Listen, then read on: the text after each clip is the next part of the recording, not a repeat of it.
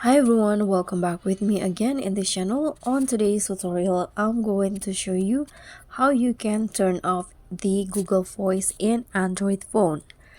So if you are find that the Google Voice or Google Assistant is kind of annoying, and here you can turn it off by following the steps.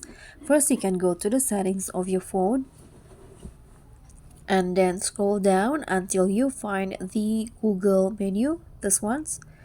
Tap on Google and then scroll down, then tap on settings for Google apps.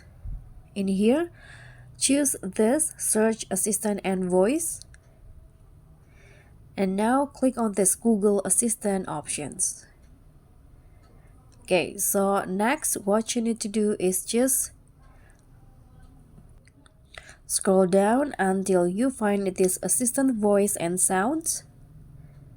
And after that, to turn it off, let's scroll down again, and here on the speech output, here you can just click on these options and change it into none.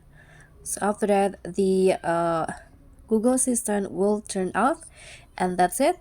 So thank you so much for watching. Don't forget to like, comment, and subscribe. Also click on the thanks. Bye.